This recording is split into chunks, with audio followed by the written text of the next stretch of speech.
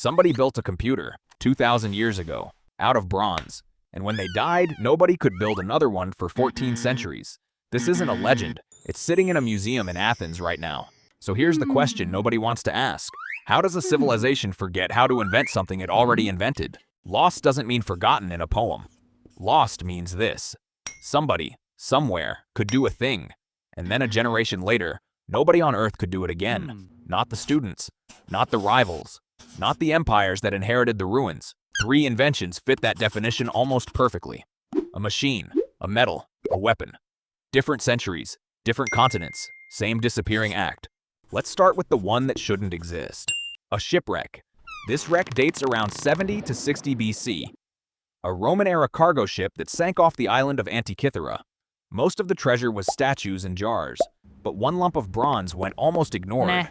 Until a year later, when an archaeologist named Valerio Stius noticed something inside it, a gear in an artifact of more than 2,000 years old.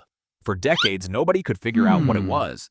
Then in 2005, researchers hit it with high-resolution X-ray CT scans, and it was worse than they thought, or better, depending on how you look at it. Inside a wooden case about the size of a shoebox were at least 37 interlocking bronze gears. You turned a hand crank, and the machine modeled the sky, the sun, the moon, Mercury, Venus, Mars, Jupiter, Saturn. It tracked the 19-year Metonic calendar. It predicted eclipses on the 223-month Saros cycle. It even had a dial for the 4-year cycle of the Olympic Games. And here's the part that breaks your brain. To model the moon's irregular speed, they used a pin and slot mechanism mounted on gears riding on other gears. Epicyclic gearing. Nothing this complex would appear again in Europe until the great astronomical clocks of the 14th century. So where did the tradition go?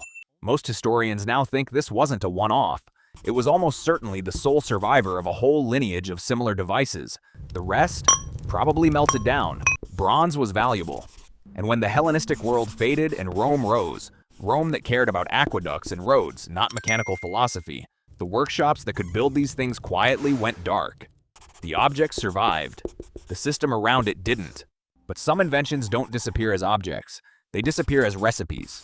Damascus Steel. You've heard the name.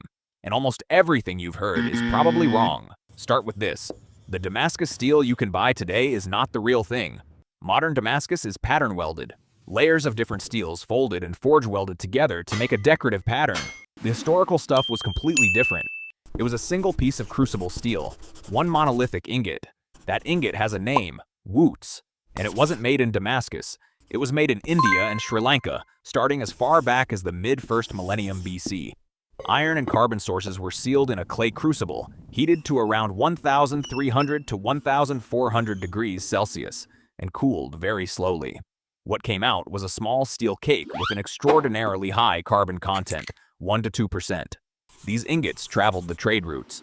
Blacksmiths in cities like Damascus forged them into blades. And then, the pattern, that famous watery flowing surface. It wasn't painted on, it wasn't welded together, it came from inside the steel.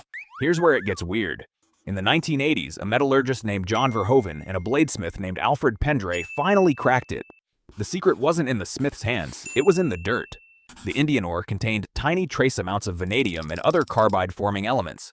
During slow cooling and careful low-temperature forging, those impurities caused iron carbide to arrange itself into microscopic bands. Polish and etch the finished blade, and those bands appear as the famous pattern. Now here's the twist. In 2006, researchers reported in Nature that a 17th century Damascus saber contained carbon nanotubes and cementite nanowires. In a blade forged centuries before anyone knew the word. So why did the art die? Around the 18th century, 3 things happened at once. The specific Indian ore deposits with those trace elements ran out. Colonial-era trade, the British expansion in India, disrupted the routes and suppressed local production. And the forging itself was tacit knowledge, passed hand to hand through guild artisans, never fully written down. No ore, no masters, no market.